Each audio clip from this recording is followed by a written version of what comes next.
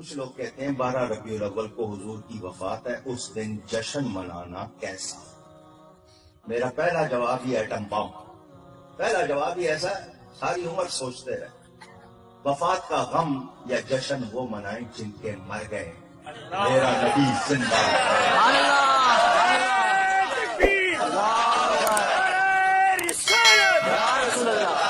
میرا نبی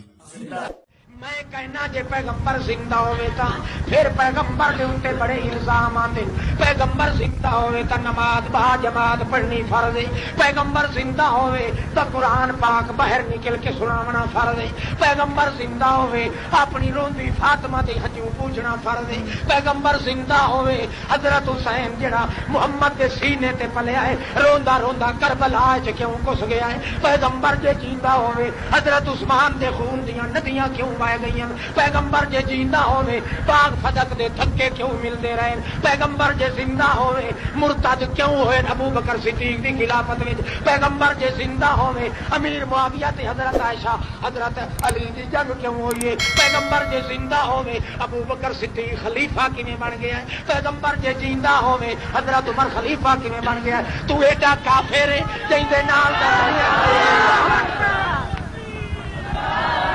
تو ایڈا کافر ہے جیں دے نال دا دنیا چ کافر کوئی نہیں، پیغمبر نو زندہ بھی منے تے نال حضرت ابو بکر نو خلیفہ ہی منے، خلیفہ جیندیاں دا نہیں ہوندا، او کمزاد دا کچھ تے سوچ تے صحیح، پیغمبر دے دین دے پلے کچھ نہیں چھوڑیا تو، پیغمبر دی عزت دے پلے کچھ نہیں چھوڑیا تو، پیغمبر دی بیٹی دی جھولی چ کچھ بھی نہیں چھوڑیا تو، پیغمبر دے کربلا چ کچھ والے دے پلے کچھ نہیں چھوڑیا تو، جے پیغمبر زندہ ہوئے تا کوئی خلیفہ نہیں بن سکدا، پیغمبر جے زندہ ہوئے قیامت قائم نہیں ہو سکتی، پیغمبر جے زندہ ہوئے امت لڑ نہیں سکتی، پیغمبر جے زندہ ہوئے فیصلہ دوئے نہیں کر سکتے، پیغمبر جے زندہ ہوئے مصلی امامت تے کوئی نہیں چڑھ سکتا، پیغمبر جے زندہ ہوئے حج دعا کوئی نہیں پڑھا سکتا، پیغمبر جے زندہ ہوئے میاں بات تے تبلیغ دعا کوئی نہیں کر سکتا، پیغمبر جے زندہ ہوئے مسجد نبوی اونچی آواز نال قرآن کوئی نہیں پڑھ سکتا، پیغمبر